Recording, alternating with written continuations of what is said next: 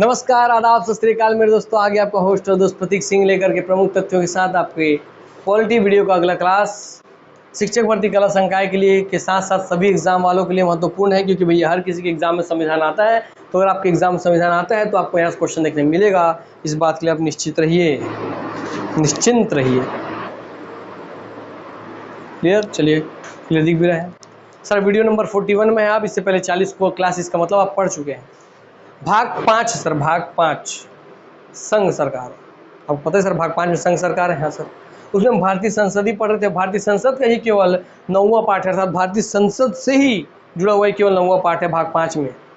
और उसमें भी हम संसदीय कार्यवाही का पार्ट है कि इससे पहले पढ़े थे। संसदीय कार्यवाही का ये पार्ट 2 आज हम पढ़ने वाले हैं। संसद की संसदीय कार्यवाही का पार्ट 2 हम पढ़ने वाले हैं। तो आइए आगे बढ़ते हैं दोस्तों। आपको पता है संविधान सर 22 भाग, उसके अनुच्छेद, उसके कुछ अनुसूचियाँ हैं, है ना। तो ये पूरे 22 भाग उनके नाम उनके अनुच्छेद हैं। 22 भाग उनके नाम उनके अनुच्छेद जो आपको याद होने चाहिए। मैंने याद करवाया हुआ है, उसको पढ़ते रहिए, याद करते रहिए। मुझे क्लास के एंड में टाइम बचेगा तो मैं आपको यही क्लास में रिवीजन कराऊंगा अब कभी कभार बीच बीच में, क्योंकि मैं इसको पूरा याद करवाया हुआ हूँ आपको, है ना। तो आइए आगे बढ़ते हैं। कुछ अन्य प्रस्ताव, अब हम इससे पहले पढ़े थे अविश्वास प्रस्ताव, विश्वास प्रस्ताव, निंदा प्रस्ताव। अब हम देखते हैं दोस्तों कुछ अन्य प्रस्ताव। मंत्री या सदस्य के द्वारा सदन में कार्यवाही के संचालन के अनेक प्रस्ताव लाए जाते हैं, जो 3 तरह के प्रस्ताव होते हैं: महत्वपूर्ण प्रस्ताव, स्थानापन्न प्रस्ताव और पूरक प्रस्ताव। और दोस्तों आप अविश्वास प्रस्ताव, विश्वास प्रस्ताव, निंदा प्रस्ताव के अलावा आज आप जानने वाले हैं महत्वपूर्ण प्रस्ताव, स्थानापन्न प्रस्ताव और पूरक प्रस्ताव। आइए, क्लियर? चलिए, तो महत्वपूर्ण प्रस्ताव क्या होते हैं? पहली बात ये कि सर ये जो अन्य प्रस्ताव है किनके द्वारा लाया जा सकता है? से अन्य प्रस्ताव मंत्री द्वारा या सदस्य के द्वारा लाया जा सकता है सदन में, अर्थात मंत्री द्वारा लाया जा सकता है या किसी भी अन्य सदस्य द्वारा, चाहे सत्ता का हो, विपक्ष का हो, पक्ष का हो, किसी के द्वारा भी लाया जा सकता है। याद रहेगा? हाँ सर।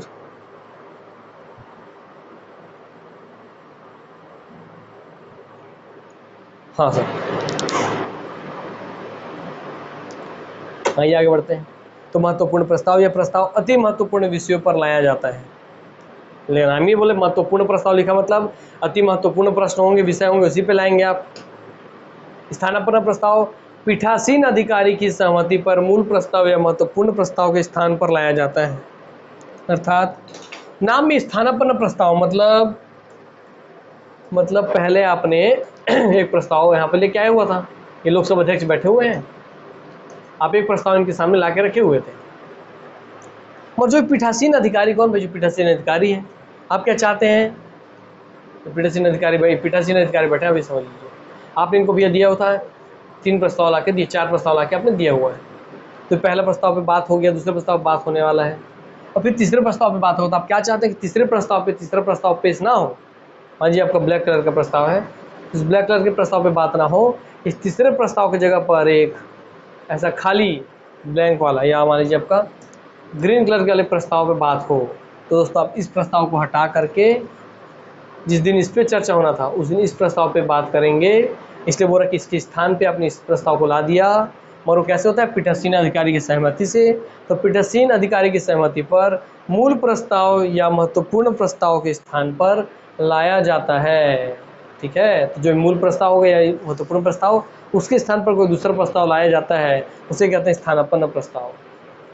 तो आप महत्वपूर्ण प्रस्ताव समझ गए, स्थानापन्न प्रस्ताव समझ गए, आप देखेंगे पूरक प्रस्ताव। आइए आगे बढ़ते हैं।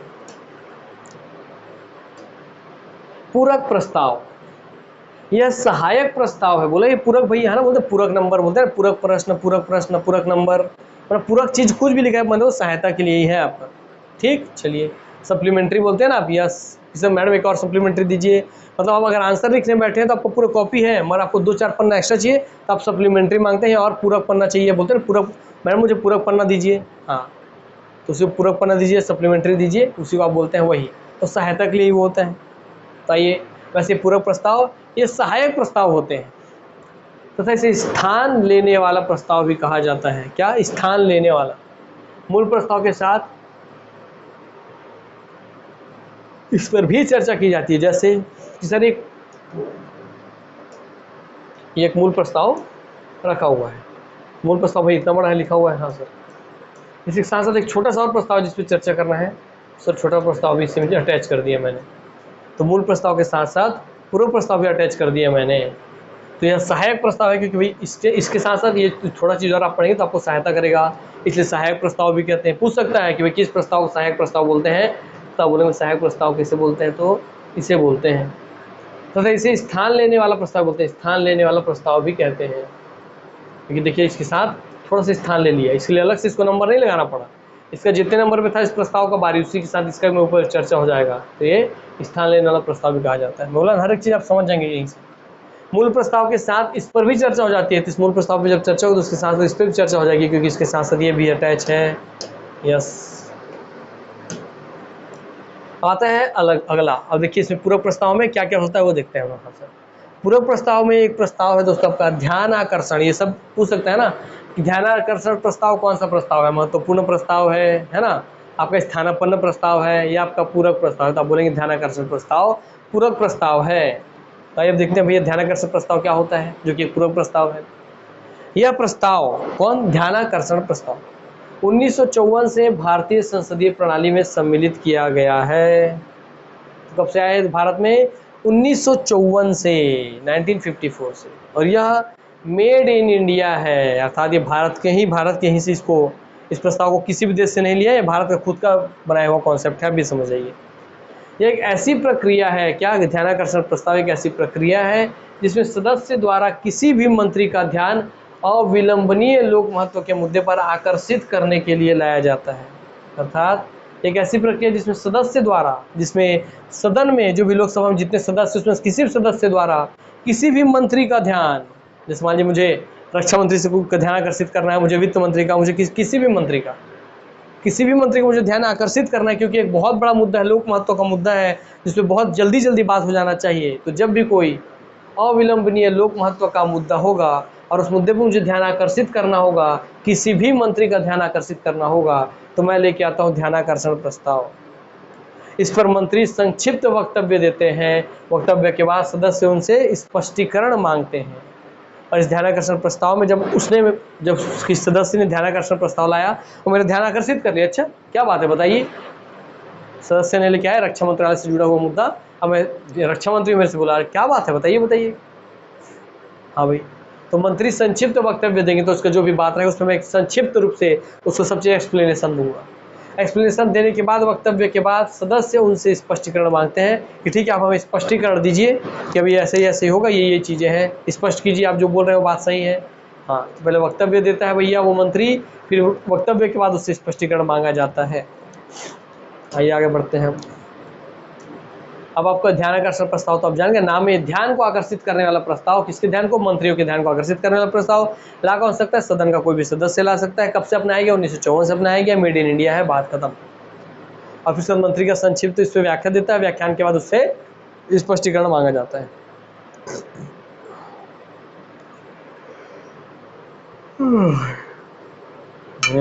अब आगे विशेषाधिकार प्रस्ताव। विशेषतः किसी मंत्री की गलती पर निंदा करने के लिए पीठासीन अधिकारी को की सहमति पर यह प्रस्ताव लाया जाता है।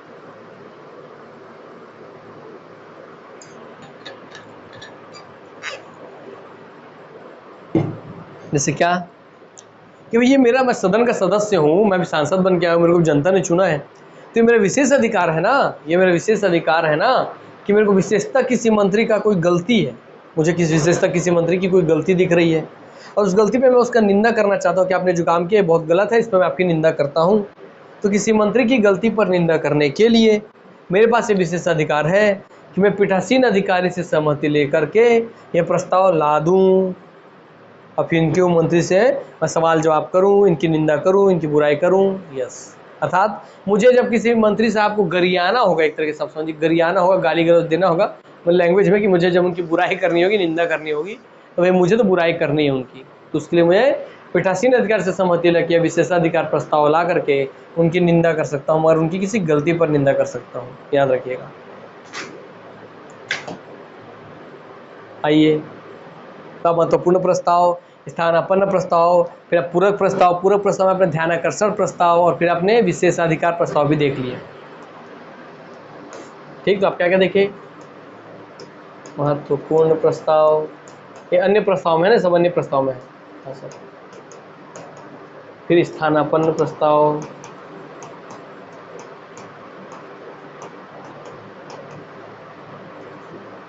फिर आगे भैया आपको पूरक प्रस्ताव, तो इस पूरक में से निकला भैया आपका कौन, ध्यानाकर्षण प्रस्ताव।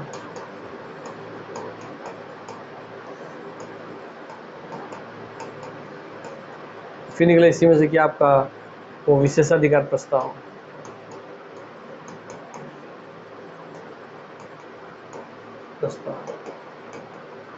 ये तो हो गए सब, ये तीनों तीनों, और ये तीनों तीनों कहाँ से निकले, ये तीनों तीनों निकले भैया आपके अन्य प्रस्ताव से, अन्य प्रस्ताव से।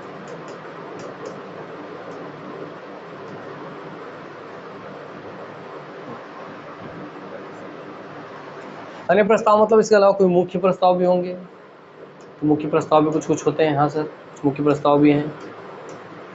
इस मुख्य प्रस्ताव में आपने क्या देखा कि अविश्वास प्रस्ताव, या अविश्वास प्रस्ताव आता है 50 सदस्यों द्वारा 10 दिन के समय सीमा दिया, अविश्वास प्रस्ताव आता है, जो कि लाता कौन है, इसको लाता है विपक्ष, बहुमत सिद्ध करने के लिए। फिर इसी के खिलाफ अविश्वास प्रस्ताव के में अपने मत को सिद्ध करने के लिए सत्ता पक्ष द्वारा विश्वास प्रस्ताव लाया जाता है, विश्वास प्रस्ताव लाया जाता है। जब लास्ट क्लास में पढ़े थे, लाया जाता है पक्षधारी द्वारा, ये बहुत सत्ता पक्ष द्वारा है ना, सत्ता पक्ष द्वारा। और इसमें सर आपका आ गया था एक ठो निंदा प्रस्ताव।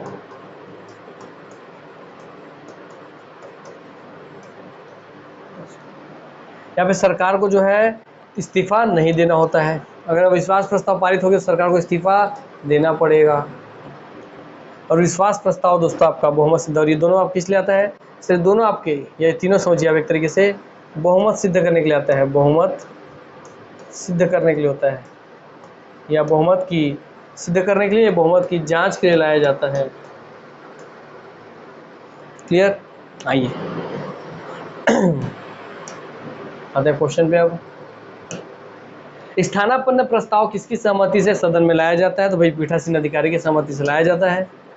तो प्रधानमंत्री, राष्ट्रपति, पीठासीन अधिकारी, तो आंसर है स्थानापन्न प्रस्ताव पीठासीन अधिकारी के प्रस्ताव पर लाता है। पीठासीन अधिकारी कौन, उस जिस सदन में ला रहे हैं वहाँ के सबसे अध्यक्ष, भाई लोकसभा में ला रहे हैं तो लोकसभा अध्यक्ष, राज्यसभा में ला रहे हैं तो भैया राज्यसभा के सभापति। ध्यानाकर्षण प्रस्ताव को कब से भारतीय संसदीय प्रणाली में सम्मिलित किया गया है, तो ध्यानाकर्षण प्रस्ताव को सम्मिलित किया गया 1954 से, जो कि मेड इन इंडिया है। यस सर, ध्यानाकर्षित करने के लिए, किसी अविलंबनीय लोक महत्व के मुद्दे पर किसी मंत्री का ध्यान आकर्षित करने के लिए, ताकि उस पर वो संक्षिप्त रूप से जानकारी दे, उसके उनके स्पष्टीकरण के बाद, फिर उनके व्याख्यान के बाद उनसे स्पष्टीकरण भी मांगा जाता है। तो 1954 से ध्यानाकर्षण प्रस्ताव कब से भारतीय संसदीय प्रणाली में सम्मिलित हुआ, तो 1954 से, मैंने बी से उत्तर हो गया बी। कटौती प्रस्ताव, किस सदस्य के द्वारा वाद विवाद को समाप्त करने के लिए यह प्रस्ताव लाया जाता है, यदि यह प्रस्ताव पारित हो जाता है तो मतदान कराया जाता है। ये प्रस्ताव 4 प्रकार के होते हैं। और समझिए कटौती प्रस्ताव भैया, देखिए इससे पहले आपने क्या क्या पढ़ लिया,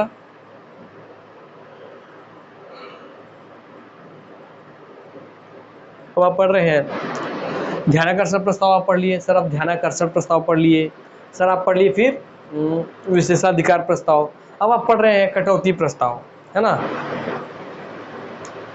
किसी सदस्य के द्वारा वाद विवाद को समाप्त करने के लिए, कोई भी सदस्य जो कि वाद विवाद को समाप्त करना चाहता है तो यह प्रस्ताव लेके आता है, तो कटौती प्रस्ताव लाता है कि भाई ये जो वाद विवाद है इसको काट दो, मैंने इसको समाप्त कर दो। और यदि ये प्रस्ताव पारित हो जाता है, मतलब वही वाद विवाद खत्म करने के लिए जो प्रस्ताव लाया है पारित हो जाता है, तो इसका मतलब है कि मतदान कराया जाता है। अगर ये पारित हो जाता है तो मतदान कराया जाता है। ये प्रस्ताव 4 प्रकार के होते हैं। तो प्रस्ताव पारित हो तो मतदान क्यों कराते हैं आप बताइए।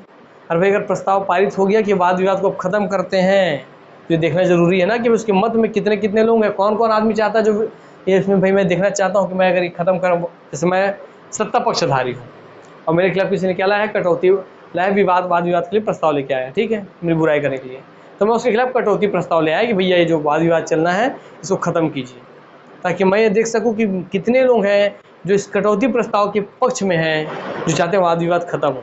तो मैं ये देख रहा हूँ रियल मायने में कि मेरे टीम के लोग मेरे पक्ष में है कि नहीं। हाँ, ये वाद विवाद खत्म करना चाहते हैं कि नहीं। यस, हो गया। चलिए, तो ये प्रस्ताव 4 प्रकार के होते हैं। कौन से कटौती प्रस्ताव? साधारण कटौती, घटकों में कटौती, कंगारू कटौती और दोस्तों आपका गिलोटिन कटौती। अर्थात कटौती प्रस्ताव 4 प्रकार के होते हैं। साधारण, घटकों में कटौती, साधारण कटौती, घटकों में कटौती, कंगारू कटौती और गिलोटिन कटौती। तो आइए आते हैं दोस्तों, सब पे हम वन बाय वन चर्चा करेंगे। एकदम निश्चिंत हो जाइए, बिंदास पढ़िए, हर एक चीज़ आपको समझ में आने वाला है। समझ के पढ़ेंगे, सीख जाएंगे एक बार तो कभी नहीं भूलेंगे। सर, साधारण कटौती किसी भी सदस्य के द्वारा लाया जा सकता है। इसमें कहा जाता है कि बहस बहुत हो चुकी है, अब मतदान होना चाहिए। अर्थात मान लीजिए मैंने एक प्रस्ताव लेके आया था, मैं सत्ता पक्ष हूँ, मैं कोई प्रस्ताव लेके आया हूँ, तो भैया क्या बोला गया, उस पर कटौती प्रस्ताव ला दिया कि भैया आप इसमें काटिए, ये चीज़ हमको पसंद नहीं आ रही है। तो मैं उसमें बहुत बात विवाद, बहुत बहसबाजी चल रहा है कि यार नहीं, इसमें ये चीज़ सुधार करो, वो चीज़ बदलो, ये चीज़ सुधार करो, वो चीज़ बदलो, और बार बार सब चीज़ हो रहा है। तो मैं उसके विरोध में कि यार क्या चल रहा है सब चीज़, मैं उसके खिलाफ एक साधारण कटौती प्रस्ताव लेके आऊँगा, जो किसी भी सदस्य द्वारा लाया जा सकता है। और इसमें कहा जाता है साधारण कटौती में कि बहस बहुत हो चुकी, अब मतदान होगा कि भैया कौन इस जो प्रस्ताव में लाया तो उसके पक्ष में कौन है, उसके विपक्ष में कौन है। अब सीधा मतदान होगा, बहस नहीं होगा। अर्थात बहस को खत्म करने के लिए साधारण कटौती प्रस्ताव लाया जाता है। क्लियर? फिर मतदान हो गया कि जो मैं प्रस्ताव लाया था उसमें ज़्यादा लोग वोट दे दिए तो पास हो गया, तो बहस क्यों करूँ मैं? जो प्रस्ताव में लाया उसमें ज़्यादा लोग वोट दे दिए तो उस पर बहस करना ही क्यों है, जब बहुमत को प्राप्त होकर पास हो जाएगा तो बहस करना ही नहीं है। इसलिए साधारण कटौती प्रस्ताव। घटकों में कटौती प्रस्ताव, किसी भाग पर मतदान कराने हेतु यह प्रस्ताव लाया जाता है। जैसे पूरा एक प्रस्ताव में लेके आए, उस प्रस्ताव में समस्या हो रहा था बार बार, तो साधारण कटौती प्रस्ताव लाया, उसमें भाई सब लोग ज़्यादा वोट दे दिए और सबके सब पास करके आगे भेज दिए, चले पास हो गए। अब घटकों में कटौती मतलब कि मैं एक प्रस्ताव लाया, उसका कोई 5 हिस्से उसमें है, उस 5 खंड में से किसी एक खंड में बार विवाद हो रहा है, तो मैं बाकी 4 खंड तो मेरे पास होना है, क्योंकि 4 खंड पे तो कोई विवाद ही नहीं है। हाँ जी, मैं कोई प्रस्ताव लेके आया हूँ, मैं प्रधानमंत्री में कोई प्रस्ताव लेके आया, ऐसा समझ लीजिए आप। हाँ, या मैं रक्षा मंत्री कोई प्रस्ताव लेके आया, तो उसके 5 खंड, उसमें 4 खंड पे किसी को कोई आपत्ति नहीं है, उसके 5वें खंड पे लोगों को आपत्ति चल रही है। तो 5वें खंड पे जब लोगों को आपत्ति है तो मैं केवल उस 5वें खंड पे ही लेकर के मतदान करा लूँगा। कुल मिला के भाई बहस खत्म करना है, तो उस 5वें खंड में मेरे को जब सब लोग वोट दे देंगे, तो भाई अगर दिखेगा कि ज़्यादा लोग वोट इस पक्ष में दिए हैं, ज़्यादा लोग मत इस पक्ष में दिए हैं कि इसको हटा दो, तो मैं हटा दूंगा, बाकी 4 को पास करा दूंगा। मगर ज़्यादा लोग इस पक्ष में वोट दे दिए कि नहीं, जैसे गलती है वो गलत नहीं है और ठीक है, वैसे ही पास कर दीजिए, तो ज़्यादा लोग 4 वैसे ही पास हो जाए, 5 पास हो, 5 पास हो जाएगा। इसलिए घटकों में कटौती प्रस्ताव किसी भाग पर मतदान कराने हेतु यह प्रस्ताव लाया जाता है। उस 5 खंड में से किसी एक खंड पे चर्चा करने के लिए ये प्रस्ताव लाया जाता है। किसी भाग पर मतदान कराने के लिए प्रस्ताव लाया जाता है कि उस खंड, 4 खंड 5 खंड में से उस 5वें खंड पे किसको समस्या, चलिए मतदान कीजिए। ठीक है, तो आप समझ गए भैया। कंगारू कटौती प्रस्ताव, इसके तहत केवल महत्वपूर्ण खंडों पर चर्चा करने के लिए यह प्रस्ताव लाया जाता है। देखिए, इसमें सारे ही प्रस्ताव पर विवाद था, तो भाई मैं ले आया, बहस बहुत हो चुकी है, मेरे को मतदान कराना है और देख लूंगा मैं क्या है, किसको दिक्कत है किसको नहीं। जब सब में दिक्कत हो तो साधारण कटौती, लेकिन जब संपूर्ण प्रस्ताव में दिक्कत हो तो साधारण कटौती। जब उस संपूर्ण प्रस्ताव के केवल 5वें खंड पे दिक्कत हो, केवल एक खंड पे दिक्कत हो, किसी भाग पर, किसी निश्चित भाग पर दिक्कत हो, तो हो गया घटकों में कटौती प्रस्ताव। मगर जब उसके 5 खंड में से पहले पे भी विवाद है, तीसरे पे विवाद है और 5वें पे विवाद है, तो एक से अधिक खंडों पे विवाद है, तो मैं क्या करूँगा, पहले एक जो पहला खंड उस पर मतदान करा लूँगा, फिर तीसरे पे मतदान करा लूँगा, फिर 5वें मतदान करा लूँगा। जब से अलग अलग खंडों पे विवाद हो दोस्तों, तो उस पर अलग अलग मतदान करवा लेता हूँ। उसे बोलते हैं कंगारू कटौती प्रस्ताव। कि कंगारू जंप करता है ना, यहाँ से यहाँ, यहाँ से यहाँ, यस सर, 1 से 3, 3 से 5 पे कंगारू जंप करके जाता है, इसलिए वैसे ही है कि जब एक से अधिक केवल महत्वपूर्ण खंडों पर चर्चा करने के लिए यह प्रस्ताव लाया जाता है। ठीक, याद रखेंगे, सिर्फ महत्वपूर्ण खंडों पे चर्चा करना है तो कंगारू प्रस्ताव लाएंगे। 5 प्रस्ताव लाया तो उसमें से पहला, तीसरा, 5वां महत्वपूर्ण था, केवल उसी पे मैं मतदान कराता हूँ, बाकी 2 चीज़ का तो मतलब है ही नहीं। ठीक, तो महत्वपूर्ण खंडों पर चर्चा कराने के लिए अब कंगारू प्रस्ताव लाते हैं और कंगारू कूद के किसी पे भी जा सकता है। अब आगे लास्ट, गिलोटिन कटौती प्रस्ताव। विधेयक के जिस भाग पर पूर्व में चर्चा नहीं हो पाई है उसे मतदान से पहले चर्चा के लिए रखा जाता है। अर्थात जब भी कोई गिलोटीन कटौती प्रस्ताव लाएगा तो उसका मतलब है कि कोई विधेयक आया था, हाँ सर, कोई प्रस्ताव आया था, उसके जिस भाग पर पहले पूर्व में चर्चा नहीं हो पाई है, उसके पहले वाली 5 खंड था, 5 में से 5वें खंड पे चर्चा नहीं हो पाई थी, बाकी 1, 2, 3, 4 पे हुआ था, 5वें खंड पे चर्चा नहीं हो पाई थी, तो इस पे चर्चा नहीं हो पाई है, उसे मतदान से पहले चर्चा के लिए रखा जाना। अर्थात मैं चाहता हूँ कि आपके कोई प्रस्ताव अप्लाई है, कोई विधेयक अप्लाई है, उसमें 5 खंड है, मैं उसमें से पहला खंड पास हो गया, दूसरा खंड पास हो गया, तीसरा खंड पास हो गया, चौथा खंड पास हो गया, अब जब उसको रखे, मगर 5वां जो खंड था उसको अभी तक आप पटल पे रखे ही नहीं हो, तो मैं चाहता हूँ कि 5वें जो खंड है उसको आप रखे और उस पर चर्चा हो।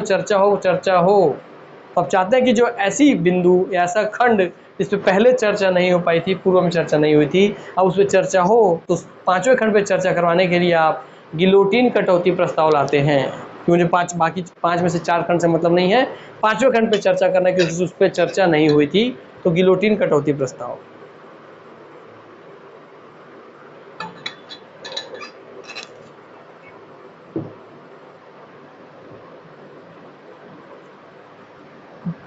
कि मुझे तो बाकी 4 खंड आप काट दीजिए, मुझे सिर्फ 5वें खंड से मतलब है जिस पे चर्चा नहीं हो पाई थी, मैं उस पर चर्चा करना चाहता हूँ। तो साधारण कटौती प्रस्ताव पूरे संपूर्ण विधेयक पर चर्चा को खत्म करना, तो मतदान करा लो। घटकों में कटौती प्रस्ताव किसी विशेष किसी पूरे प्रस्ताव विधेयक किसी भाग पर दिक्कत है तो वहाँ मतदान करा लो। कंगारू कटौती प्रस्ताव जो उसके महत्वपूर्ण भाग है तो उस पर वोट करा लो। ये इतना टाइम नहीं है भाई पूरे प्रस्ताव को पढ़ा जाए, तो उसके जो महत्वपूर्ण भाग है उस पर वोट करा लेते हैं, सिर्फ महत्वपूर्ण भाग पास हो गया मतलब पूरे प्रस्ताव पास हो गया, हमें सम्मान लेंगे। और गिलोटीन कटौती प्रस्ताव कि इस पर चर्चा नहीं हो पाई है, जिस भाग पे चर्चा करने के लिए गिलोटीन कटौती प्रस्ताव। तो कटौती प्रस्ताव 4 प्रकार के होते हैं: साधारण कटौती, घटकों में कटौती, कंगारू कटौती और गिलोटीन कटौती। और अब उम्मीद करता हूँ कि आपको समझ में तो आया होगा भैया। सही है, क्वेश्चन देखते हैं। कटौती प्रस्ताव के संदर्भ में सही कथन है। अब देखिए ये सब क्वेश्चन आएगा भविष्य में, तो जो पढ़ रहे हैं दोस्तों आप मेरे साथ, केवल आपसे ये क्वेश्चन बनने वाले, सब क्वेश्चन लोग पढ़ाते ही नहीं है, टीचर्स लोग अच्छे से गहराई में घुस के ना, याद रखिएगा। कल तो नाम भी नहीं सुनेंगे कंगारू प्रस्ताव के बारे में, हाँ याद रखेंगे चीज़ों। गिलोटीन कटौती प्रस्ताव के बारे में नहीं सुने होंगे। कटौती प्रस्ताव 4 प्रकार के होते हैं, ये भी नहीं सुने होंगे। आप सुन रहे हैं, आप जान रहे हैं, तो आप बहुत लकी हैं। याद रखिए इस बात को कि आपको बहुत ही अच्छा नसीब है कि आपको भाई सुनने मिला कि गिलोटीन कटौती प्रस्ताव टाइप का कोई चीज़ होता है, कंगारू कटौती प्रस्ताव भी कोई चीज़ होता है, साधारण कटौती प्रस्ताव भी कोई चीज़ होता है ना, घटकों में कटौती प्रस्ताव भी कोई चीज़ होता है। कटौती प्रस्ताव भी 4 प्रकार का होता है। कटौती प्रस्ताव आपका पूरक प्रस्ताव की तरह है। तो दोस्तों ये सब चीज़ आपको जानकारी मिली, उन्हें बहुत बड़ा बात है ये। कई लोगों को पता ही नहीं है, कई लोग पढ़ाते ही नहीं है, सुने ही नहीं है बच्चे, बहुत सारे बच्चे पढ़ने वाले। आप में से भी कई ऐसा होंगे जो भैया नहीं सुने होंगे। खुद आप में से जो ईमानदारी से हैं भैया बताइए, इससे में से आप लोग कितने लोग ऐसे हैं, खुद बताइए ईमानदारी से, क्योंकि मुझे पता है आप में बहुत लोग ईमानदारी से अपना बहुमत देते हैं कि कितने लोग पहली बार सुने हैं गिलोटीन कटौती प्रस्ताव और भैया कंगारू कटौती प्रस्ताव या कटौती प्रस्ताव 4 प्रकार का होता है, ये पूरा कॉन्सेप्ट। आप खुद बताइए ईमानदारी से, और कमेंट बॉक्स में बाकी बच्चे देखिएगा कितने ईमानदारी से आंसर दे रहे हैं बाकी लोग, और देखिएगा भैया आप में खुद कितनों को पता होगा, है ना। तो आप बहुत लकी हैं दोस्तों, आपको ये सब चीज़ पढ़ने मिल रहा है, क्योंकि हम भी जब पढ़ते तो हमको ये सब नहीं पढ़ाया गया था। मैं आपको सच्चाई बता रहा हूँ। और हम आपको ये बता दें कि हम भी पढ़ते थे बिलासपुर में, जब हम पढ़ने आए थे तो, और बिलासपुर के सबसे टॉप कोचिंग जहाँ सबसे ज़्यादा बच्चे हैं प्री में, अब आप समझ सकते हैं कहाँ का बात कर रहा हूँ, मैं नाम नहीं लूँगा, वहाँ से हम भी पढ़े, मगर हमको नहीं पढ़ाया गया। समझ में आ रहा है बात, ये दिक्कत है। अभी मेंस भी बिलासपुर में प्री के लिए सबसे फेमस है, वहाँ से मैंने प्री किया। मेंस भी मैंने बिलासपुर में मेंस के लिए सबसे फेमस कोचिंग, वहाँ ही मैंने मेंस किया। दोनों जगह नहीं पढ़ाया गया, ना प्री में पढ़ाया गया ना मेंस पढ़ाया, कहीं नहीं पढ़ाया गया। तो आप सोच लीजिए, दोनों सबसे टॉप कोचिंग, आप दोनों का नाम जो आपके मन में आ रहा है पहला ऑप्शन, हाँ वही आंसर है ना। आइए क्वेश्चन देखते हैं। कटौती प्रस्ताव के संदर्भ में सही कथन है। एक्सपेक्टेड क्वेश्चन आपके एग्जाम देखने मिलेगा। किसी सदस्य के द्वारा वाद विवाद को समाप्त करने के लिए यह प्रस्ताव लाया जा सकता है। कंगारू कटौती प्रस्ताव के तहत केवल महत्वपूर्ण खंडों पर चर्चा की जाती है। गिलोटीन कटौती प्रस्ताव के तहत विधेयक के जिस भाग पर पूर्व में चर्चा नहीं हो पाई है उसे मतदान से पहले चर्चा के लिए रखा जाता है। यस उपयुक्त सभी सही है, बात डी उपयुक्त सभी सही है। किसी सदस्य के द्वारा वाद विवाद को समाप्त करने के लिए साधारण प्रस्ताव लाया जाता है, सही बात। यह कटौती प्रस्ताव लाया जाता है, सही बात है। कंगारू कटौती प्रस्ताव केवल महत्वपूर्ण भखंडों पर चर्चा के लिए लाया जाता है, सही बात। गिलोटिन कटौती प्रस्ताव उस भाग पर जो पूर्व में चर्चा नहीं हो पाई थी, उस भाग पर चर्चा मतदान से पहले चर्चा करने के लिए रखा जाता है, उसे गिलोटिन कटौती प्रस्ताव बोलते हैं। उपयुक्त सभी सही हैं। अब आता है दोस्तों आपका धन्यवाद प्रस्ताव। धन्यवाद प्रस्ताव भी आता है ना। धन्यवाद प्रस्ताव क्यों आता है, ये देखते हैं। प्रत्येक आम चुनाव के बाद, जब भी आम चुनाव हो गया, माने हर बार वोटिंग होता है ना, 5 साल में एक बार वोटिंग होता है, आप वोट देते हैं बीजेपी और कांग्रेस वालों को, हाँ सर, सांसदों को, ठीक। तो प्रत्येक आम चुनाव के बाद तथा प्रत्येक वर्ष की प्रथम सत्र की प्रथम बैठक में, याद रखेंगे, कभी कैसे घुमा क्वेश्चन देता है, प्रत्येक आम चुनाव के बाद प्रत्येक वर्ष की प्रथम सत्र, आम चुनाव हो गया, अब हर साल भाई 5 साल के आप नियुक्त हो गए, क्या हुआ, आम चुनाव हो गया, 5 साल के लिए कोई पार्टी सत्ता में आ गई, जैसे बीजेपी सत्ता में आ गई 5 साल के लिए, तो बहुमत से आम चुनाव होने के बाद, सत्ता में आने के बाद 5 साल का उनका कार्यकाल, तो प्रत्येक वर्ष 1 साल 2 साल 3 साल 4 साल 5 साल, हर एक वर्ष प्रत्येक वर्ष की प्रथम सत्र, तो 3 सत्र होता है, बजट सत्र, मानसून सत्र, विंटर सत्र, हाँ सर BMW, तो प्रत्येक सत्र, तो प्रत्येक वर्ष की प्रथम सत्र सर बजट सत्र, हाँ सर, तो प्रत्येक वर्ष की प्रथम सत्र की बजट सत्र की प्रथम बैठक को, जब बजट सत्र का प्रथम बैठक होगा, उस दिन राष्ट्रपति महोदय जी अभिभाषण देते हैं। तो ये कौन देते हैं, राष्ट्रपति महोदय जी अपने अभिभाषण देते हैं। यह अभिभाषण मंत्रिपरिषद तैयार करती है और खुद मंत्रिपरिषद उनको बना के भाषण देती है कि लीजिए राष्ट्रपति जी, आप ये चीजें हमारे बारे में तारीफ कीजिए करें, ठीक है। तो यह अभिभाषण मंत्रिपरिषद द्वारा तैयार की जाती है, जिसमें उनके कार्य व नीतियों की चर्चा होती है। क्योंकि भाई अब मेरा जो काम है, हम मंत्रिपरिषद ने हम जो काम किए वो काम तो मैं ही जानूंगा ना, राष्ट्रपति जी का मंत्री का काम तो नहीं जान सकते कि भाई कौन मंत्री, किस मंत्रिपरिषद ने किसके मंत्रालय में क्या क्या काम किया।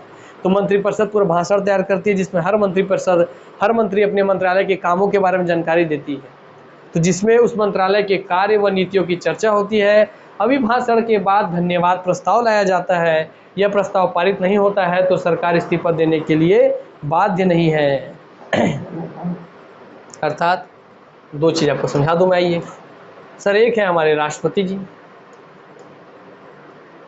हंसते हुए, ठीक, ये हमारे हैं राष्ट्रपति जी, समझ लीजिए, ठीक, क्लियर हो गई बातें।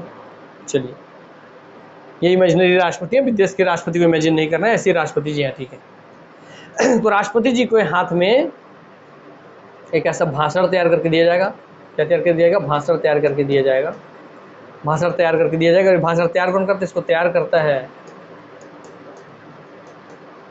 कौन तैयार करता है, मंत्रिपरिषद। तो मंत्रिपरिषद तैयार कर रहा है, इसका मतलब मंत्री अपने मंत्रालय का सभी काम के बारे में इसमें जानकारी लिख देगा कि भाई रक्षा मंत्रालय इतना अच्छा काम किया, ये मंत्रालय इतना अच्छा काम किया, ये मंत्रालय इतना अच्छा काम किया, हमने ये किया, हमने ये किया, हमने ये किया, हमने ये टारगेट बनाया था, ये हमने काम कर लिया। तो राष्ट्रपति भाई हमारे महामहिम है, सबसे बड़े पद पे हैं, हम उनको राष्ट्रपति जी आकर के अपना भाषण दे रहे हैं, तो राष्ट्रपति जी ने अपना भाषण दे दिया।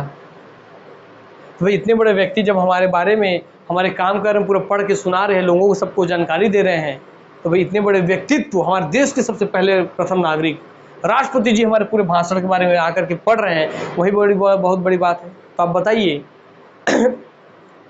अगर आपका कोई मदद करता है, अगर आपको कोई हेल्प करता है, आप क्या बोलते हैं, thank you sir, thank you ma'am, धन्यवाद सर, धन्यवाद मैम, धन्यवाद महोदय, धन्यवाद महोदया। हाँ, तो जब राष्ट्रपति जी भी ये भाषण जो तैयार करके दिया मंत्रिपरिषद ने, इसको जब ये पढ़ करके सुना रहे हैं, तो जो सत्ता पक्ष होता है, सत्ता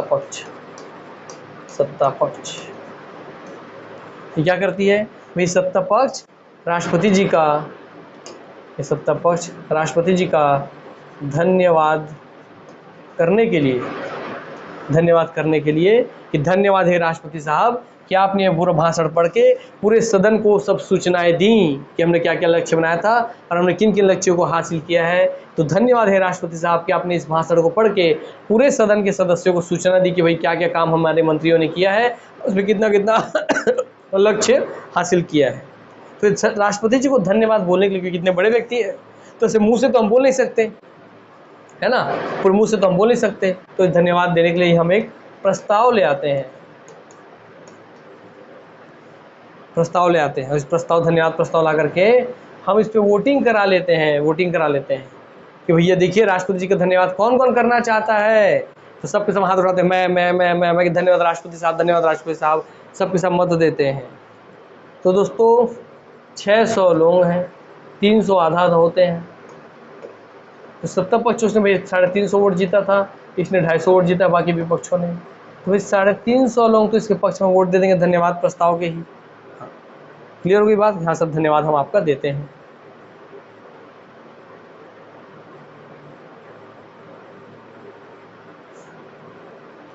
ठीक है, तो भैया 300 वोट मेरे पास है, 350 वोट, तो 350 वोट लोग अगर मत दे देंगे तो 600 के आधे से ज़्यादा लोग वोट दे दिए तो धन्यवाद प्रस्ताव क्या हो जाएगा, पास हो जाएगा।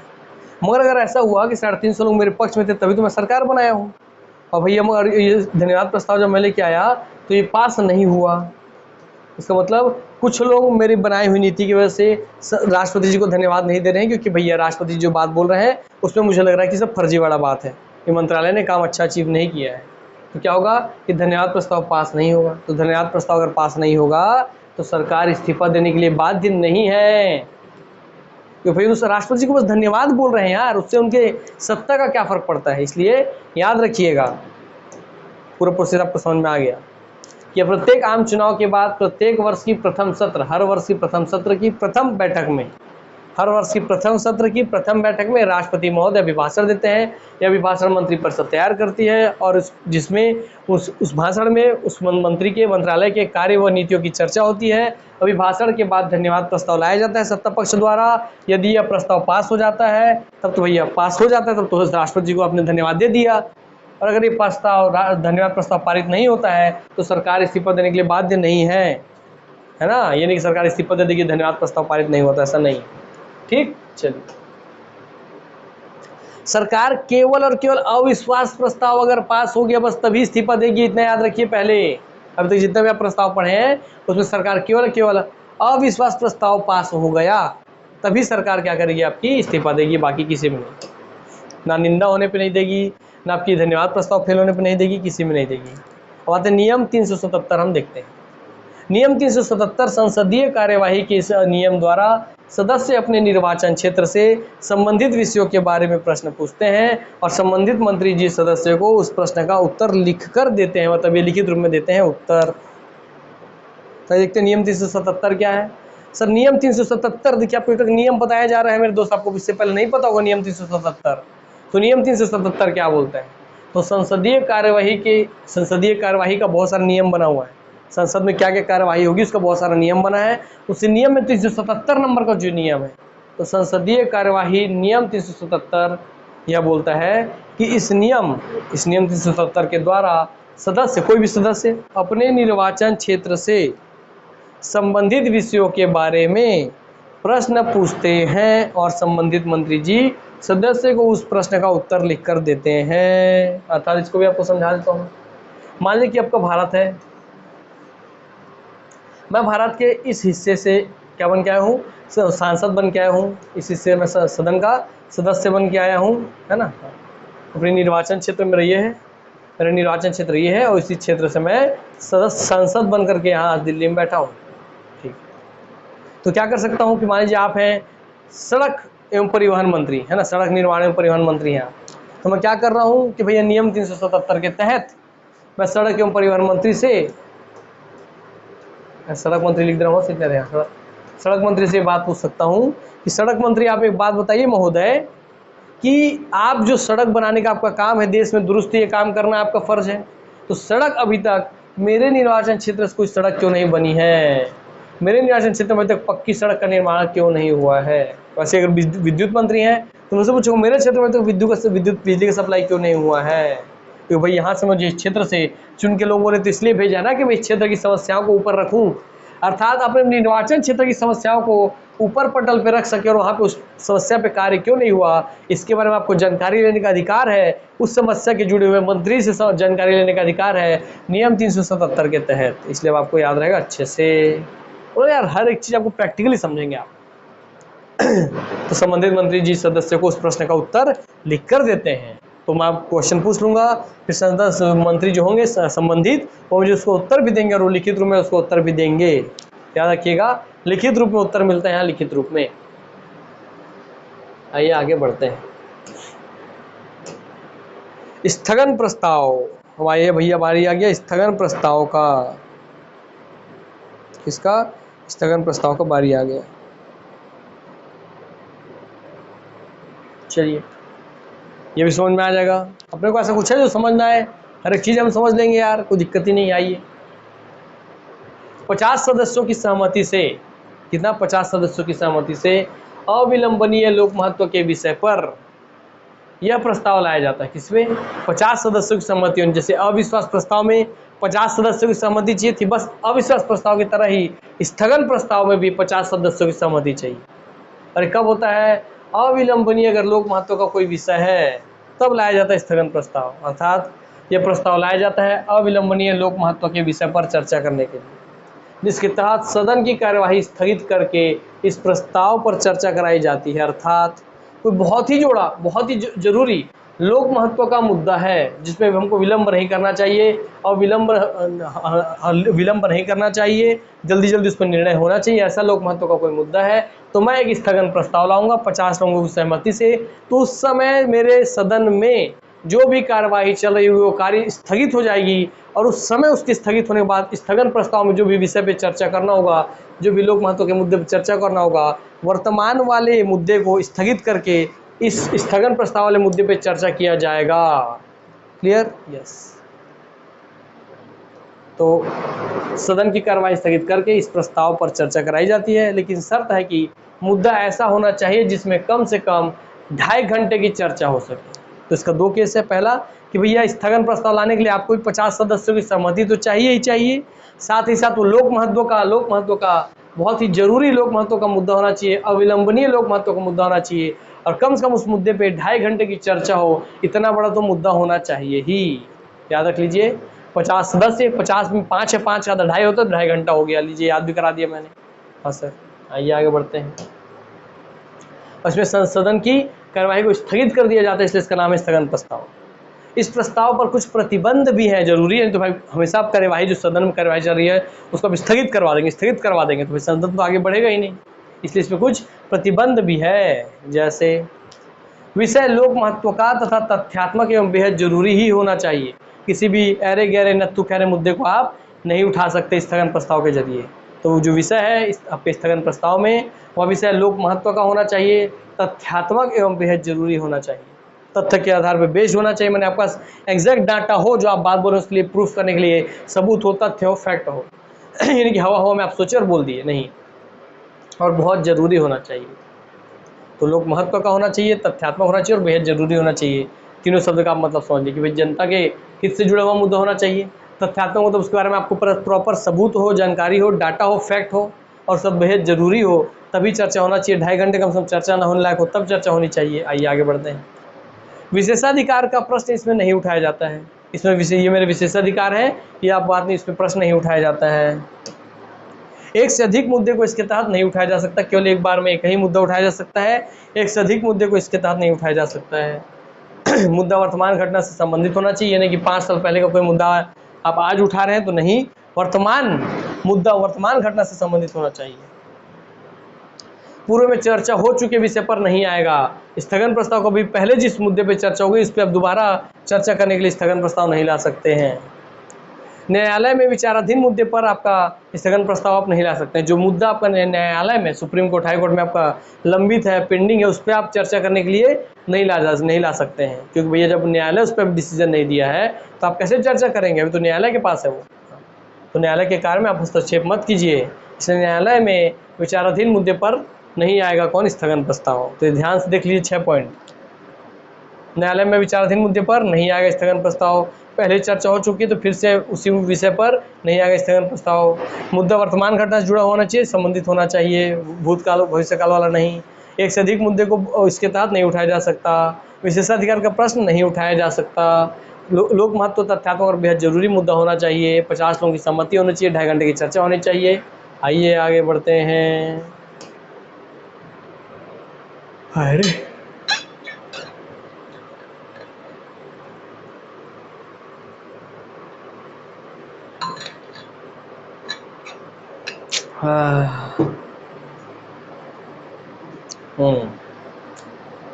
संसद के स्थगन प्रस्ताव का लक्ष्य है। क्वेश्चन आ चुका है दोस्तों, प्रीवियस ईयर क्वेश्चन देख लीजिए कि क्या लक्ष्य होता है इसका। मंत्रियों से सूचना एकत्र करना, बजट प्रस्ताव में कटौती करना, सरकार की किसी विशिष्ट नीति की आलोचना करना, सरकार को गिराना। तो संसद के स्थगन प्रस्ताव का लक्ष्य होता है सरकार की किसी विशिष्ट नीति की आलोचना करना, है ना। कोई बहुत बड़ा लोक महत्व का मुद्दा है, इसको आप इग्नोर नहीं मार सकते हैं, इसलिए आपने स्थगन प्रस्ताव लेके आए ना भैया। तो सरकार की किसी विशिष्ट नीति की आलोचना करने के लिए आप स्थगन प्रस्ताव लाते हैं, ताकि उनके वर्तमान की जो नीति हो, वो वर्तमान जो संसद सदन में चल रही थी नीति, वो तो स्थगित हो जाए और इस नीति पे हम उनकी बुराई कर सकें, आलोचना कर सकें। आइए, कालीन चर्चा प्रस्ताव। कालीन चर्चा, अविलंबनीय लोक महत्व के मुद्दे पर चर्चा हेतु यह प्रस्ताव लाया जाता है। देखिए, अविलंबनीय लोक महत्व के मुद्दे पर कौन कौन सा प्रस्ताव लाया जा सकता है, तो आप पीछे भी क्या पढ़े, स्थगन प्रस्ताव, यहाँ पढ़ रहे हैं कालीन चर्चा प्रस्ताव। तो ये बात भी याद रखिएगा, पीछे भी आप पढ़े हैं कुछ मुद्दा जो केवल अविलंबनीय लोक महत्व के मुद्दे पर ही लाया जा सकता है। ठीक, अविलंबनीय लोक महत्व के मुद्दे पर चर्चा है तो यह प्रस्ताव लाया जाता है। उस सदस्य के अलावा अन्य दो का भी समर्थन इसमें होता है, इसके तहत प्रस्ताव लाया जाता है। इसके तहत स्पष्ट सूचना दी जाती है कि चर्चा क्यों करानी है, इसके लिए अधिकतम 2 घंटे निर्धारित होता है। दोस्तों, ये आप स्थगन प्रस्ताव देखे हैं, उसी का एक छोटा सा रूप है। कैसे सर, एक कालीन चर्चा प्रस्ताव मतलब कालीन पे बैठ लिए और थोड़ा चर्चा कर लेते हैं, मैं बात विचार, अर्थात जिसको लाना है कालीन चर्चा प्रस्ताव, वो एक आदमी चाहिए और इसके साथ इसके सपोर्ट में 2 और आदमी चाहिए। तो उस सदस्य के अलावा अन्य 2 का भी समर्थन होना चाहिए, तब तो आप लाएंगे। पहले तो मतलब 3 जन का सहमति होना चाहिए। पहले आप ये देखो भाई, स्थगन वाले में 50 लोग, यहाँ पे 3 लोग, तो उसका छोटा रूप हो गया। हाँ, इसके तहत प्रस्ताव लाया जाता है, इसके तहत स्पष्ट सूचना दी जाती है। मगर देखिए, जैसे आपका स्थगन प्रस्ताव में सूचना नहीं दी जाती स्पष्ट रूप से, है ना। हाँ, मगर यहाँ पे आपको स्पष्ट रूप से सूचना दी जाती है कि चर्चा क्यों करानी, हमको चर्चा क्यों करानी जरूरी है। ये दिक्कतें अगर हम चर्चा नहीं कराते हैं तो ये दिक्कतें होंगी कल आने वाले समय में, इसलिए चर्चा करनी बहुत जरूरी है। इसलिए चर्चा क्यों करानी है, इसकी सूचना दी जाती है कालीन चर्चा प्रस्ताव में। और अधिकतम 2 घंटे निर्धारित किया जाता है। जैसे आपके स्थगन वाले के लिए 2.5 घंटा है, इसके लिए आपका अधिकतम मैक्सिमम 2 घंटा निर्धारित होता है इस मुद्दे पर बात करने के लिए। मतलब 1 घंटे में खत्म हो जाए, आधे घंटे में भी दिक्कत नहीं, मगर अधिकतम 2 घंटे तक की चर्चा हो, ऐसा ही मुद्दा इसमें होना चाहिए। क्योंकि जैसे ही 2 घंटा से ऊपर जाएगा तो 2.5 घंटे अगला का अगर मुद्दा हो गया और लोक महत्व का मुद्दा हो गया, तो फिर दोस्तों आप कालीन चर्चा प्रस्ताव नहीं करेंगे, फिर आप स्थगन प्रस्ताव लेके आएंगे। ठीक है, तो उसका सीमा है, इसी का कालीन चर्चा प्रस्ताव का बड़ा रूप है स्थगन प्रस्ताव। आते हैं अब इस पे आधे घंटे की चर्चा। सभापति या स्पीकर के अनुज्ञान से, मतलब वो खुद अपनी समझ से, अपने खुद की विचारधारा से, सभापति जो स्पीकर हैं उनके अनुज्ञान से सदस्य अभी हाल ही में पूछे गए प्रश्नों के संदर्भ में किसी प्रकार के स्पष्टीकरण के लिए यह चर्चा होती है। लोकसभा में 3 दिन, सोमवार, बुधवार और शुक्रवार। तो सोम का मंगल छोड़ के बुध, गुरु छोड़ के शुक्र, अर्थात एक दिन एक छोड़ के एक दिन, एक दिन छोड़ के एक दिन है। तो सोमवार, मंगल छोड़ के बुधवार, गुरु छोड़ के शुक्रवार। तो सोम, बुध और शुक्र, सोम, बुधवार, शुक्रवार निर्धारित किया जाता है आधे घंटे की चर्चा के लिए। राज्यसभा में किसी भी दिन भी हो सकती है, लोकसभा में केवल 3 दिन होगी, है ना भाई। हाँ, सोमवार, बुधवार और शुक्रवार। तो लोकसभा में सोमवार, बुधवार और शुक्रवार को केवल आपके आधे घंटे की चर्चा हो सकती है, जबकि राज्यसभा में किसी भी दिन हो सकती है, पूरे 6 दिन आपकी हो सकती है ये चर्चा। क्लियर, ये पूरे 5 दिन हो सकती है चर्चा। क्लियर, तो याद रखिएगा, इसको घुमा पूछ सकता है कि आधे घंटे की चर्चा राज्यसभा में किसी भी दिन हो सकती है, लोकसभा में किसी भी दिन हो सकती है, लोकसभा में केवल सोमवार, बुधवार और शुक्रवार को हो सकती है, ये बात ध्यान रखिएगा। और ये कैसे होती है, सभापति या स्पीकर के अनुज्ञान से सदस्य अभी हाल ही में पूछे गए प्रश्नों के, अभी हाल ही में जो प्रश्न हुए थे उसी के संदर्भ में किसी प्रकार के स्पष्टीकरण अगर वो चाहता है तो उस पर चर्चा करने के लिए। जैसे प्रश्नकाल चालू हो गया, मान लीजिए 11 से 12 में प्रश्न पूछे गए, उसी प्रश्न में से मेरे मन में अचानक शुभ डाउट है कि यार ये चीज़ तो स्पष्ट नहीं हो रहा है इस प्रश्न के आंसर से, मुझे इस चीज़ का स्पष्टीकरण चाहिए। तो मैं आधे घंटे की बस चर्चा चाहता हूँ, सभापति महोदय, स्पीकर महोदय, आधे घंटे बस इस पर चर्चा करवा दीजिए, क्योंकि इसको आंसर से, इस प्रश्न के आंसर से ये चीज़ स्पष्ट नहीं हुआ। तो बस उस छोटे से चर्चा करने के लिए आधे घंटे की चर्चा को निर्धारित किया जा सकता है। मगर लोकसभा में केवल 3 दिन, सोम, बुध और शुक्रवार, और राज्यसभा में किसी भी दिन ये चर्चा करवाया जा सकता है।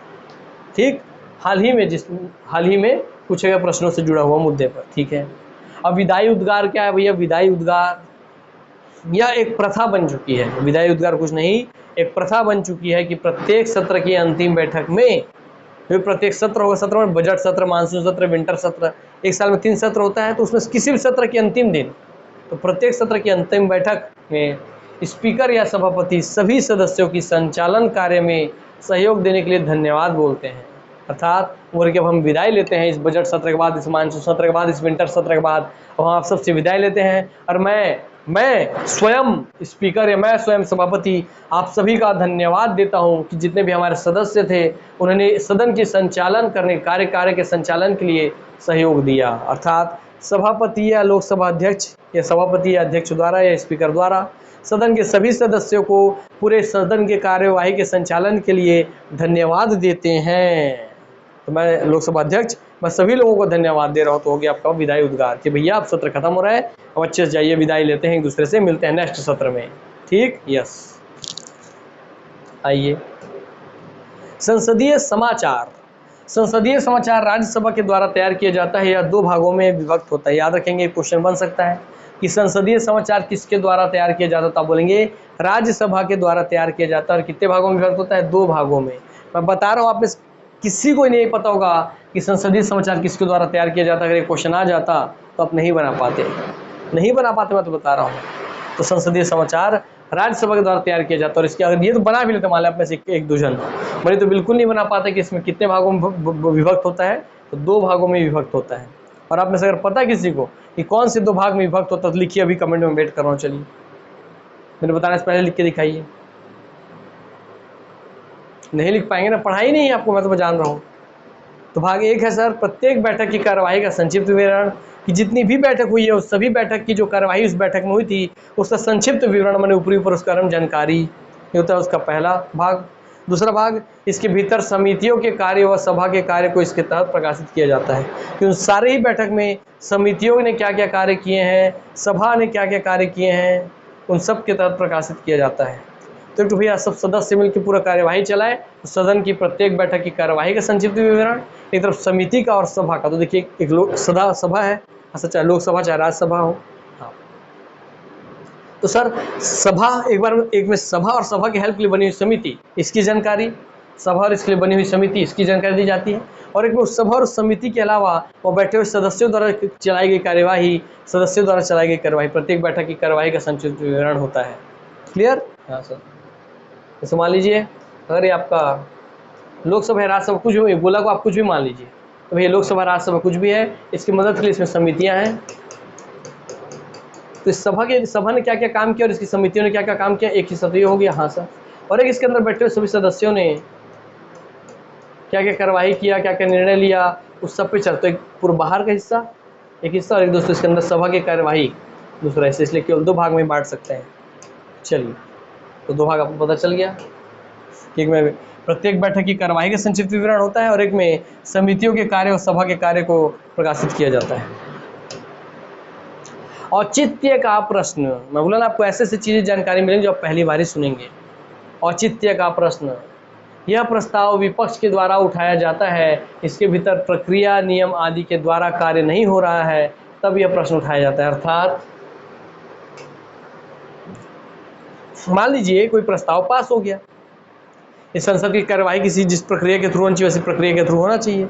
तो कोई काम लिखा है कि भैया आपको ये इसका प्रक्रिया लिखा हुआ है ना, उसका पूरा भैया आपका प्रोसीजर लिखा हुआ है कि काम ऐसे ऐसे होना चाहिए, फिर पहले स्टेप 1 होगा, फिर 2 होगा, फिर 3 होगा, फिर 4 होगा, ऐसे पूरा प्रक्रिया लिखा हुआ है।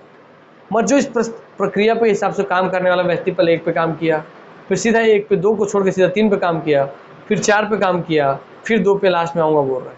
तो जैसे मुझे अनियमितता दिखेगी कि 1 2 3 4 ऐसे काम होना था, हमारा काम हुआ 1 3 4 और फिर 2 हुआ, तो दोस्तों जब भी प्रक्रिया या प्रोसीजर भंग होगी तो औचित्य का प्रश्न उठेगा ना कि आपने क्यों ऐसा काम किया, ये उचित है भाई, उचित से बना औचित्य कि क्या ये सही है जो आपने काम किया, कि आपको बोला गया था स्टेप 1 के बाद 2 पे जाना था, आप सीधा 3 पे कैसे गए।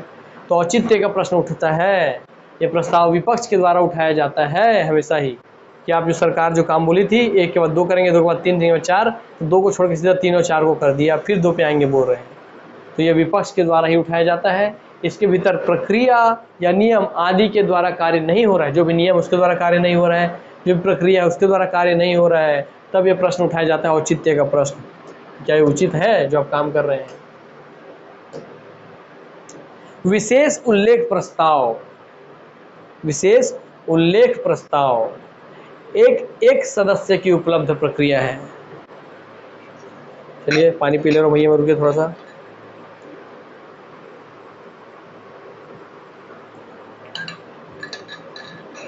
हाँ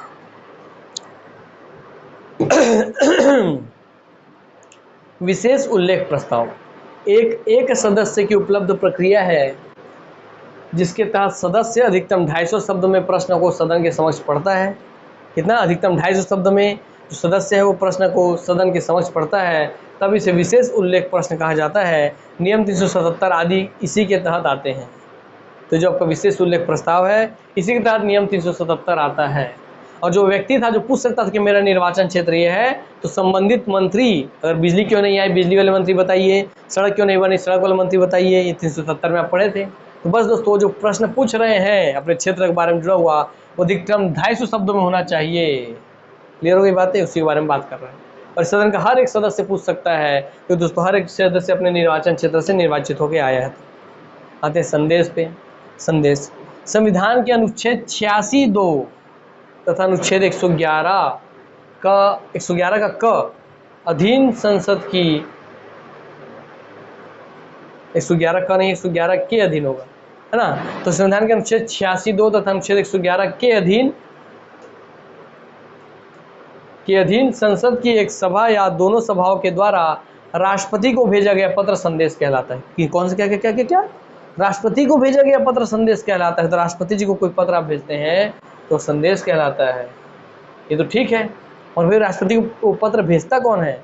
तो संविधान के अनुच्छेद 86(2) व अनुच्छेद 111 के अधीन, तो 86(2) के अधीन रहते ही अनुच्छेद 111 के अधीन रहते संसद की एक सभा, चाहे लोकसभा हो या राज्यसभा हो या दोनों सभा हो, संसद की एक सभा या दोनों सभाओं के द्वारा अनुच्छेद 86 और 111 के अधीन रहते हुए संसद की एक सभा, चाहे दोनों सभा, लोकसभा चाहे राज्यसभा या लोकसभा राज्यसभा, दोनों से मिलकर के दोनों में से किसी सभा के द्वारा अगर राष्ट्रपति को भेजा गया पत्र जो भेजते हैं वही संदेश कहलाता है।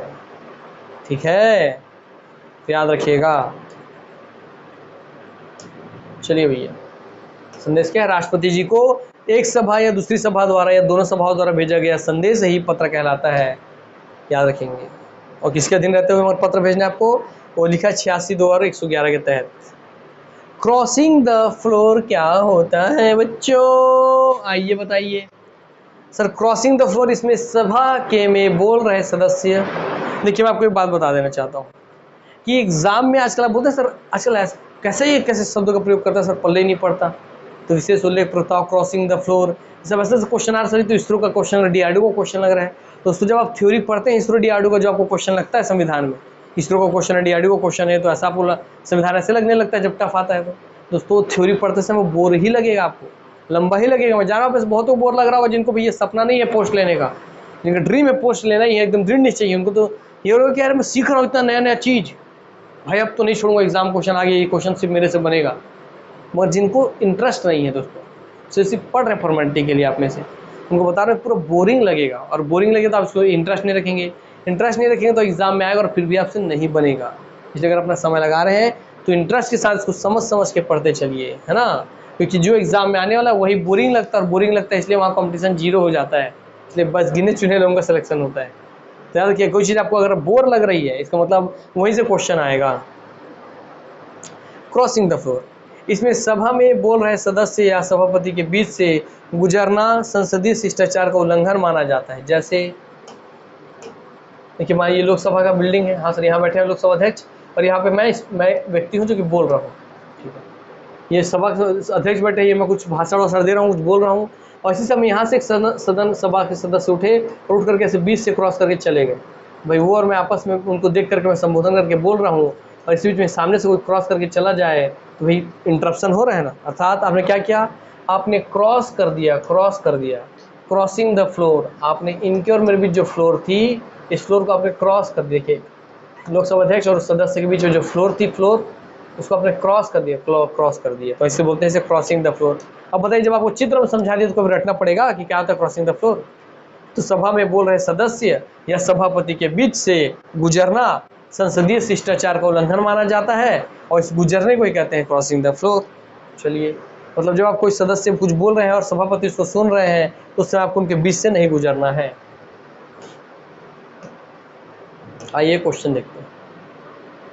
संसदीय समाचार किसके द्वारा तैयार किया जाता है? संसदीय समाचार तो राज्यसभा के द्वारा। तो आंसर है सी। देखिए, अब आपको क्वेश्चन आया हो तो बनता आपसे नहीं, मरब आपसे बनेगा। फिर संसदीय समाचार को कितने से भाग बांटे रहते हैं? 2 भाग में। पहला, संसद की प्रत्येक बैठक में हुई कार्यवाही का संक्षिप्त विवरण, और दूसरा हिस्सा की संसद जो लोकसभा जो सभा है, सभा और समिति के कार्यों के बारे में जानकारी। तो 2 हिस्सा होता है। पहले में संसद की प्रत्येक बैठक के बारे में संक्षिप्त जानकारी, दूसरे में सभा और समिति के कार्यवाही के बारे में जानकारी। 2 भागों में बटा होता है यही संसदीय समाचार, जिसको राज्यसभा तैयार करती है। आइए आगे बढ़ते हैं। संकल्प। संसद, लोकसभा हो चाहे राज्यसभा चाहे दोनों हो, अगर संसद को कोई पत्र भेजते हैं, राष्ट्रपति जी को कोई पत्र भेजते हैं तो वो संदेश कहलाता है। ये भी याद रखिएगा। 86(2) और 111 के अधीन रहते हुए। आते संकल्प में आता है संकल्प पर। लोक महत्व के मुद्दे पर लाया जाता है सरकार का ध्यान आकर्षित करने के लिए।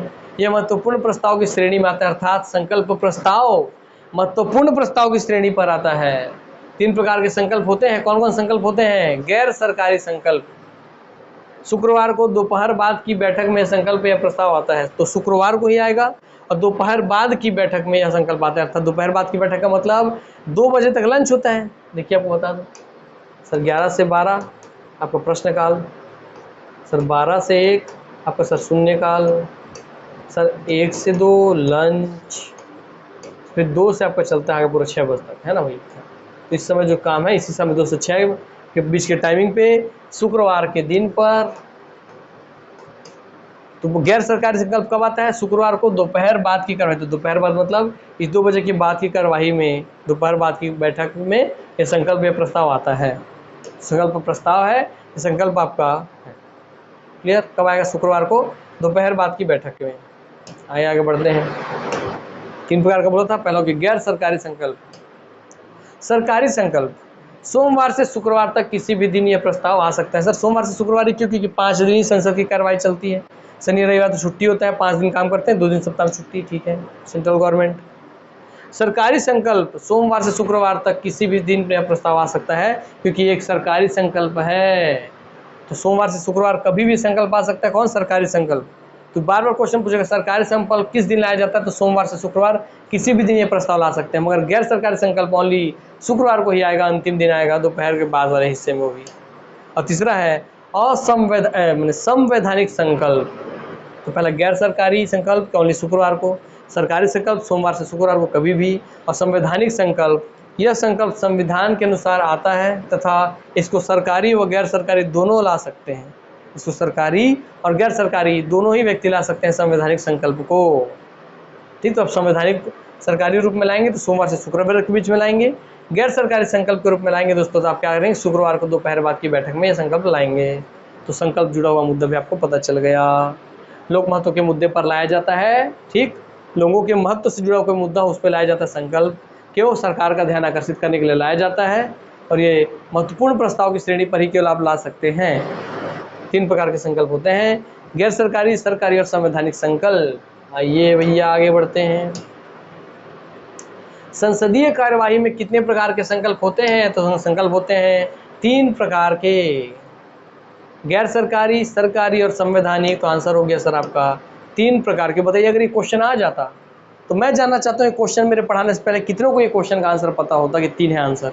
मैं बता रहा हूँ आप में से एक को भी पता नहीं होगा। आप अगर ईमानदार तो खुद बताइए कि हाँ सर आपको हमको इसका आंसर नहीं पता था। जितनों को भी नहीं पता था आप कमेंट बॉक्स में खुद ईमानदारी से लिखिए, मैं देखना चाहता हूँ कि कितने लोग ईमानदार हैं। चलिए भैया, तो आज की क्लास की हो गई समाप्ति। आप भी सोचोगे हाय कब ये क्लास समाप्त हो? मैं जान रहा हूँ ऐसा होता है। जब भी एग्जाम में जहाँ जिस जगह से क्वेश्चन आने वाला हो और आप उस जगह को पढ़ रहे हो तो आपको बोर लगेगा। इसका मतलब हर इंटरेस्टिंग जगह जहाँ से एग्जामिनर क्वेश्चन निकालेगा वो जगह आपको बोर ही लगेगी। इसलिए जहाँ आपको बोर लग रहा है इसका मतलब वहीं से अच्छे से पढ़ना चालू कर दीजिए। क्लियर हो गई बातें? यस। तो चलिए भैया देख लेते हैं, आपका समय हो गया मे भी शायद। तो आज की क्लास को हम यहीं पे समाप्त करते हैं, मिलते हैं नेक्स्ट क्लास में। तब तक आप हमेशा अपना हंसते रहें, खेलते रहें, खिलखिलाते रहें, निरोग रहें, स्वस्थ रहें, तंदुरुस्त रहें, यही मैं दुआ करता हूँ आप सबके लिए। और हाँ, क्लास को थोड़ा लाइक कर दो, थोड़ा शेयर कर दो, थोड़ा सब्सक्राइब कर दो, सब्सक्राइब छोड़ो, कमेंट किया करो, कमेंट पढ़ने में अच्छा लगता है भैया, आप लोग करते हैं तो, है ना। एग्जाम में दोस्तों आज आप मेरे को पता, आप लाइक भी नहीं कर रहे हो, आप शेयर भी नहीं कर रहे हो ना, कमेंट भी नहीं कर रहे हो, मगर एग्जाम में कुछ आपको क्वेश्चन जिस दिन देखने में मिलेगा ना, उस दिन आपको समझ में आएगा इस क्लास का वैल्यू। और तब उस दिन तक क्या पता है क्लास में पूरे पढ़ा तो रहा हूँ, जैसे ये पूरा सीरीज खत्म हुआ तो क्या पता है पूरे वीडियोस में हटा दूँ यूट्यूब से, तब आपको उस दिन पछतावा होगा कि काश हम उस समय पढ़ लिए होते, या काश उस समय हम उस सर के साथ मिलकर पढ़ लिए होते शुरू से लास्ट तक, तो हम लोग को इतना दिक्कत नहीं होता। समझ में आया बात? तो यार दोस्तों आप लोग देखिए, अगर आप सोचेंगे नहीं सर मेरे को शुरू से लास्ट तक पढ़ना है, मैं आज 40 वीडियो के बाद चालू कर रहा हूँ, तो कोई दिक्कत नहीं है। आज की वीडियो आप आज देखिए, और हर दिन एक पुराना वीडियो, एक नया वीडियो, एक पुराना वीडियो, एक नया वीडियो, इस क्रम में आप देखते चलिए, तो आपको कोई दिक्कत डाउट नहीं रहेगा, है ना। चलिए तो यहीं पर अपनी वाणी को, ताकि आपका तैयारी होते जाएगा हर एक दिन आपका। आज जो, और देखिए जिस दिन मैं जो वीडियो पढ़ाता हूँ वो अपने आप में फ्रेश कॉन्सेप्ट है, तो आप नया कॉन्सेप्ट सीखिए और पुराना वीडियो देखते आइए, तो आपका सीक्वेंस खत्म भी हो जाएगा। जैसे मान 40 दिन आपका 40 वीडियो खत्म हो गया है, तो अब मैं 40 और वीडियो आगे पढ़ाऊंगा, तो आप जैसे 40 पे जाएंगे इधर पहला खत्म कीजिए, 42 पे जाएंगे इधर 2 खत्म कीजिए, इस तरीके से अगले 40 दिन में आपका ये आगे का 40 खत्म हो जाएगा और पीछे का 40 खत्म हो जाएगा, तो आप पूरे 1 से लेकर 80 तक का आपका पूरा वीडियो खत्म हो जाएगा। ठीक, चलिए तो ये अपनी वाणी को विराम देता हूँ, आप सबसे अलविदा लेता हूँ, दुआ करता हूँ आप हमेशा हंसते रहें, खेलते रहें, खिलखिलाते रहें, निरोग रहें, स्वस्थ रहें, तंदुरुस्त रहें, यही मेरी दुआ है आप सबके लिए। ठीक, और थोड़ा कमेंट बॉक्स में बताइए, थोड़ा बहुत कोशिश किया हूँ पतला होने का, थोड़ा पतला तो हुआ हूँ कि नहीं हुआ हूँ। ठीक है भाई, चलिए मिलते हैं फिर नेक्स्ट क्लास में, और याद रखिए क्वेश्चंस यहाँ से देखने मिलेंगे। तो मिलते हैं नेक्स्ट क्लास में, धन्यवाद।